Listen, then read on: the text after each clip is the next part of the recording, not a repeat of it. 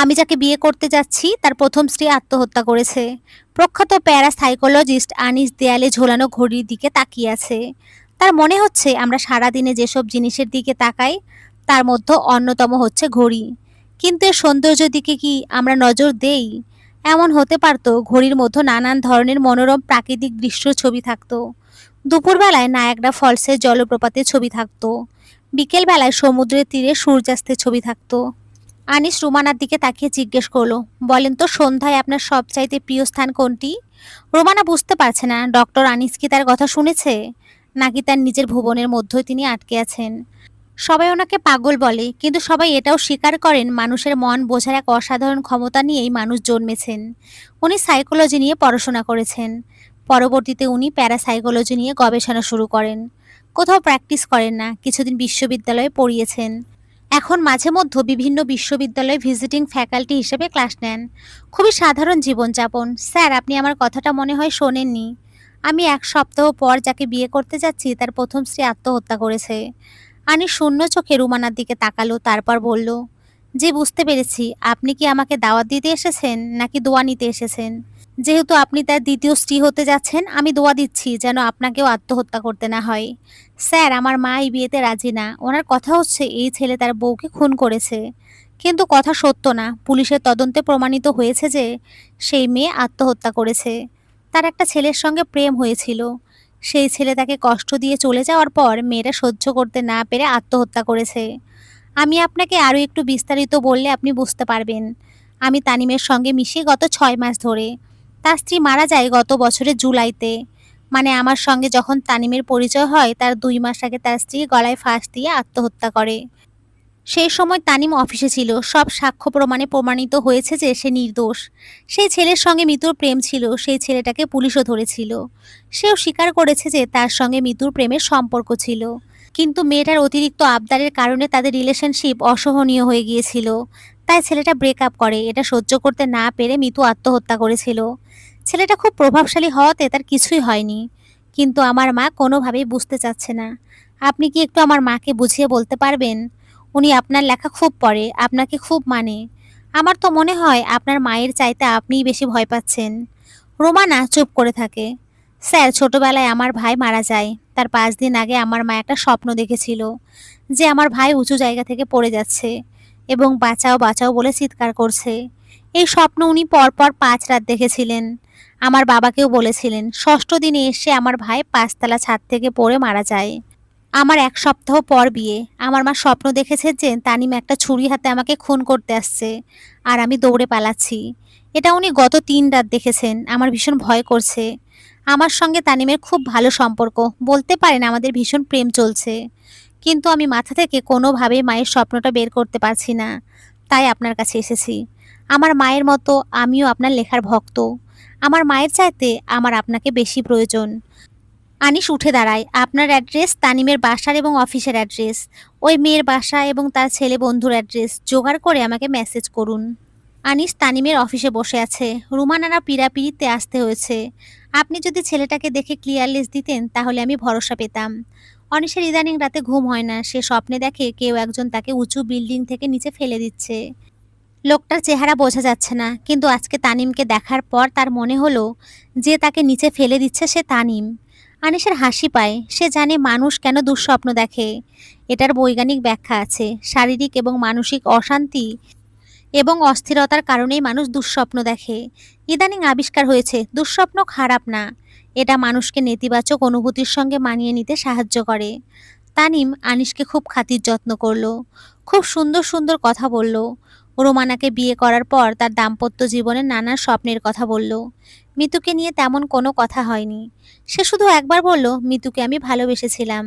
কিন্তু সে ভালোবাসার মর্যাদা রাখেনি। মিতুর সঙ্গে যে ছেলেটার সম্পর্ক ছিল তার নাম রাহাত। সে কোনোভাবে রাজি হচ্ছিল না আনিসের সঙ্গে দেখা করতে। আনিস জানে এই ব্যাপারে সে জোরও করতে পারবে না। অবশেষে খুঁজে পাওয়া গেল রাহাত যে কোম্পানিতে চাকরি করে তার বসের ভাই আনিসের ছাত্র ছিল। সেই সূত্রে সাক্ষাৎ পাওয়া গেল। রাহাত ছেলেটা সুদর্শন আছে। তার একটাই কথা, দেখুন মিতুর সঙ্গে আমার সম্পর্ক ছিল। মেয়েটা ভালোবাসার কাঙাল ছিল, শুধু জোর করতে চাইতো। একসময় আমার কাছে অসহনীয় লাগা শুরু করে। আমি ব্রেকআপ করি, তাকে ব্লক করে দেই। এরপর তার সঙ্গে আমার আর কথা হয়নি। আমার কারণে সে আত্মহত্যা করেছে এটা আমি মানতে পারছি না। কেননা আমার সঙ্গে ব্রেকআপের ২ মাস পর সে আত্মহত্যা করে। অন্য কেউ জড়িত থাকতে পারে। রুমানা দরজা খুলে হতভম্ব হয়ে তাকিয়ে আছে। তার সামনে ডক্টর আনিস দাঁড়িয়ে। স্যার, আপনি আমার বাসায়? জি, এদিক দিয়ে যাচ্ছিলাম, তাই ভাবলাম ১ কাপ চা পান করে যাই। জি স্যার, বসেন। আমার মাও আপনার ভক্ত, ওনাকে ডাকি? রুমানার মা এসে তাকে খুব প্রশংসা করলো। আমি মনোবিজ্ঞান নিয়ে আপনার লেখাগুলো খুব পড়ি, খুব ভালো লাগে। আমার মেয়ের ২ দিন পর বিয়ে, ও আমাকে বলেছে আপনার কথা ছাড়া ওই বিয়েতে বসবে না। আপনি এসেছেন, খুব ভালো লাগছে। আনিস চোখ বন্ধ করে কিছুক্ষণ চিন্তা করলো, তারপর সে রুমানার মায়ের দিকে তাকিয়ে বলে, এই বিয়ে দিয়েন না। কেন? রুমানার মা বেশ অবাক হয়ে জিজ্ঞেস করলো। সেটা আপনার মেয়ে খুব ভালো করে জানে, তবু আমি আবার বলছি, তানিমের আগের জীবন নিয়ে আমার কিছু মতামত আছে। তার প্রথম স্ত্রী মিতু খুব ইমোশনাল একটা মেয়ে ছিল।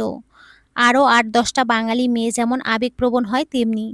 আমাদের সমাজের সবচাইতে বড় সমস্যা দুটি।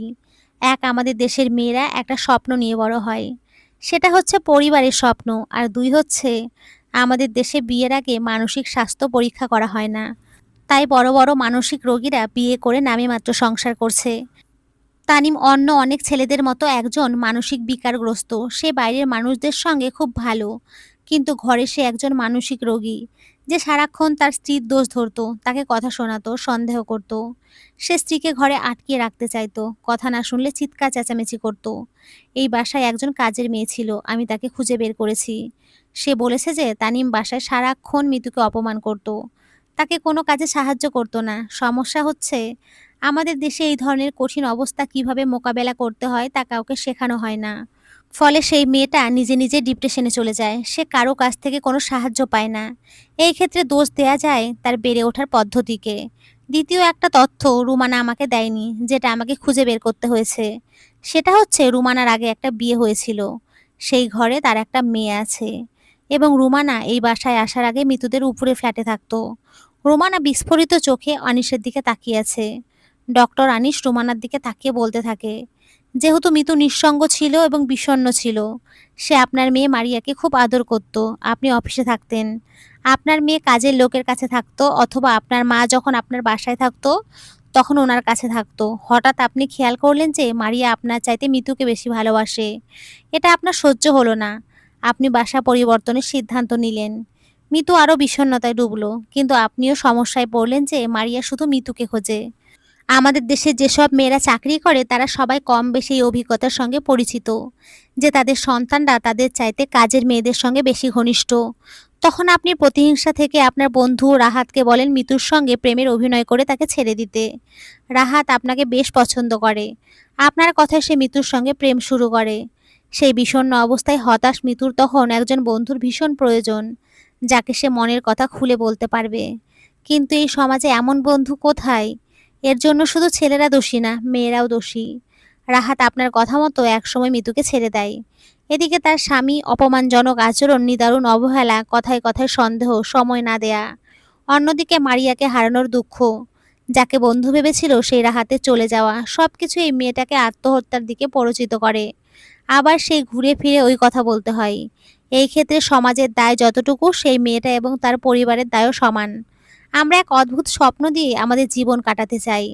আপনি জানতেন যে তানিম আদতে এমন, কিন্তু অন্যদিকে মারিয়া যেহেতু এখনো মিতুর কথা বলে, তানিমের কথা বলে। আপনার মা ভেবেছিলেন যে আপনি আর কতদিন সিঙ্গেল মাদার হয়ে থাকবেন, তার চাইতে সেই পরিচিত বাসাতেই মারিয়া যাক। কিন্তু আপনি তা মনে প্রাণে চাননি। আপনি জানতেন আমি একটু খোঁজ নিলে তানিমের চরিত্রে এই বৈশিষ্ট্য বের করতে পারবো, এবং তা আপনার মাকে আমি বললে আপনার এই বিয়ে হবে না। যদিও আপনি স্বাধীন, তবুও আপনার পরিবারের প্রতি আপনার দুর্বলতা আছে। কিন্তু আমি যে রাহাতের অফিসে গিয়ে আমাদের বিশ্ববিদ্যালয়ের জীবনের ছবি দেখতে পাবো তা আপনি আশা করেননি। আপনি আমাকে যে গল্প বলেছেন, আপনাকে ক্রেডিট দিতেই হবে। আপনার গল্প দারুণ ছিল। এইভাবে গল্প বলতে পারা চারটিখানি কথা না। আপনি একজন প্রচণ্ড কল্পনাপ্রবণ মানুষ। আনিস উঠে দাঁড়ায়। সংসার অনেক বড় ব্যাপার। মানসিক পরিপক্কতা না আসলে কারোরই সংসার করা উচিত না। এই সত্যটা এই দেশের মানুষ কবে বুঝবে তা জানি না।